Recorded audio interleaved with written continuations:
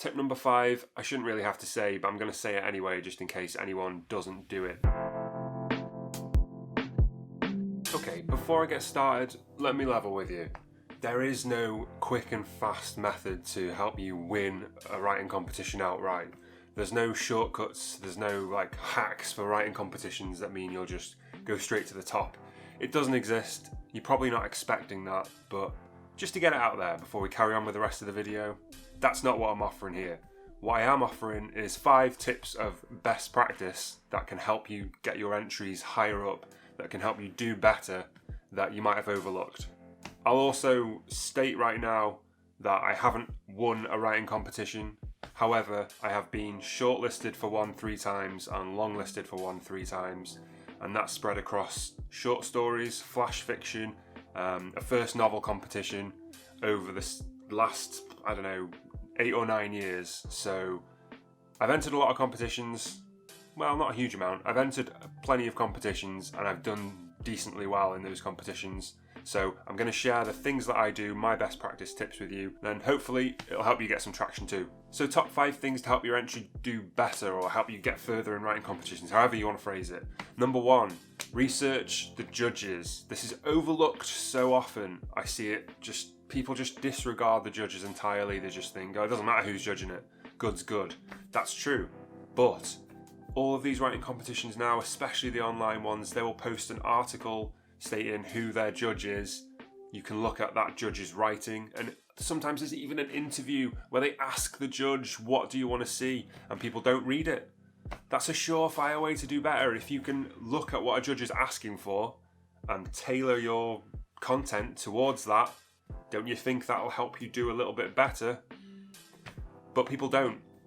That's step 1. Look who the judge is. Look what they might like or what they're looking for, or what kind of story they're after. And this doesn't have to be a massive change to your story. Your story might already fit that, but with a few little tweaks, it might just take that story further up that judge's alley. That sounded a bit weird, but you get the point. Tip 1, look at the judges. They're humans, they like stuff, make stuff they like. Tip number 2, do the same thing with the prize in general.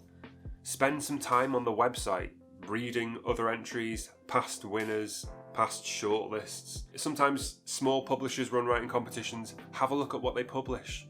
Have a look at one of their anthologies and see what kind of stuff they put out there. If it's just a prize, if it's just an award and not a publisher, look through their social media, look what they post, look what they share with their readership, look what their readership is like. Just get a feel for what they might be expecting. Just get a feel of what it's all about and where they're coming from, and then you can move your piece of writing in the right direction. That actually moves me on to point number 3. Customize your entry. It's all good and well to write one good short story and think, right, that's it. I can send this to 20,000 writing competitions across the span of 3 years, and I'll just keep sending it, and hopefully somewhere it'll win because it's good. I understand.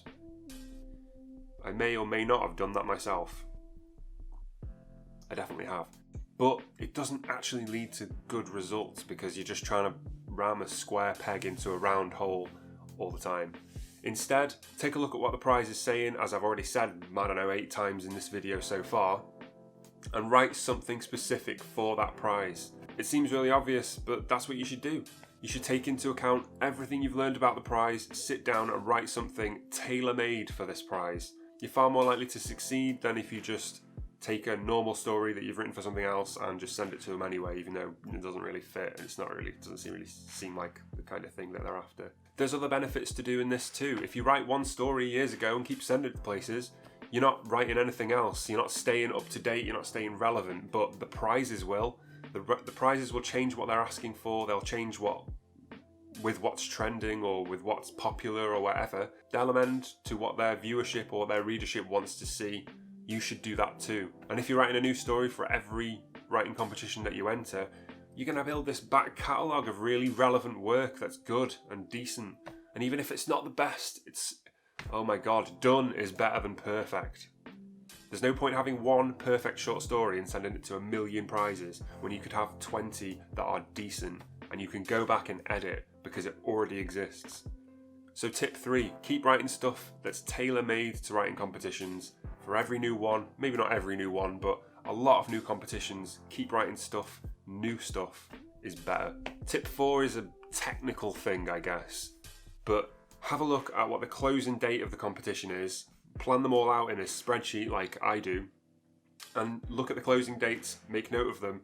You've got all that time then to ready your entry, write it, edit it, and what I would do is write it and edit it at your earliest possible opportunity, so months in advance if possible, definitely weeks in advance. Write it all out, edit it once, make it the best you can be, then leave it.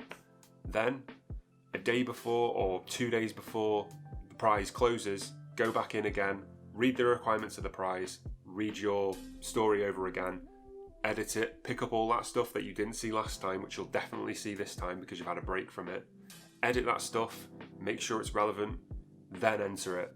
Don't just write it, edit it, enter it, because there'll be a bunch of stuff in there that you're not seeing. You need to let it marinate in your brain for a while and then come back to it, see it with new eyes, submit it in a better state than it would have been before. That's tip number 4. The day before or 2 days before, enter the prize. Tip number 5, I shouldn't really have to say, but I'm going to say it anyway just in case anyone doesn't do it, but pay attention to the rules. Read the formatting requirements. Some prizes want it in a specific font size. They definitely want the word count on the page. They want pages numbered.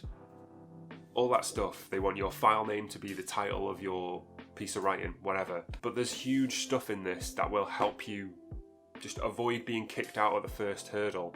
So sometimes people will put their name on an entry thinking nothing of it, but when the judges are trying to anonymously judge something and trying to take unconscious bias of reading somebody's name out of the equation entirely, and you've got your name on your entry, they'll just discount it because there's no way they can guarantee that they're not being affected by unconscious bias. So don't let yourself be kicked out just from not following the rules. Every writing competition has a rules section, a little article like this that says what you need to put into it, what you do not want to put into it, and what will get you disqualified. So read them, take note of them. Everyone is different, which is really frustrating. I understand that when you're trying to submit to 20 stories and they all have to be formatted differently, and then you've got like 12 versions of the same story on your computer. I understand. I totally get it. But it's worth doing.